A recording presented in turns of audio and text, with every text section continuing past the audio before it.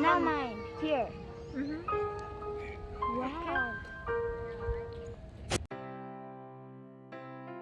One of the talks that I give is entitled The Myth of Normal, which is to say that we think that there are people who are normal over here, and then there's the pathological ones who have depression or anxiety or addiction or schizophrenia or bipolar disorder or any number of other ADHD or any number of other conditions.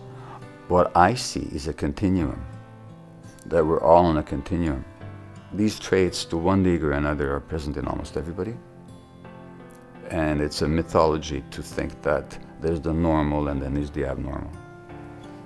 Well, according to the research, the best place to be a schizophrenic in the world is not North America with all its pharmacopoeia. It's actually a village in Africa or India, where there's acceptance, where people make room for your differentness, where connection is not broken but is maintained, where you're not excluded and ostracized but where you're welcomed, and when there's room for you to act out whatever you need to act out, or to express whatever you need to express. And the whole community might even sing with you or chant with you or hold ceremony with you. And maybe find some meaning in your quote-unquote craziness. So it's contextual and it's cultural.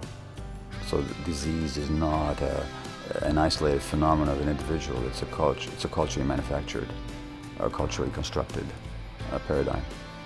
So a society that cuts us off from our spirituality, that cuts us off from society by idealizing individualism and by destroying social contexts, which our society does, which ignores our emotional needs, is going to be a society that generates pathology. And I think that has to do with the very nature of the economic system, that says that what matters is not who you are, but how you are valued by others. And our society values people for material. It's a materialistic society, which specifically means that what we value is not who people are, but what they produce or what they consume. And the people that neither consume nor produce, they're ostracized, they're shunted aside, and they're totally devalued.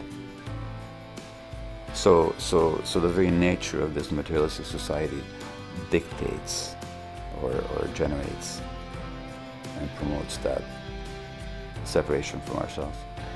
There is an intelligence, and I'm not speaking about a operative creature up there or out there somewhere doing things and deciding things, but there's an intelligence in nature and creation that if we ignore, we create suffering for ourselves and other people. And aligning with that intelligence and aligning with that connection is really what, whether we do so consciously or whether we do so because we're called to do that in ways that manifest compassion and connection and love, that's the way we're meant to be. And so the recognizing that and the striving for it is what I call spirituality. The paths are many.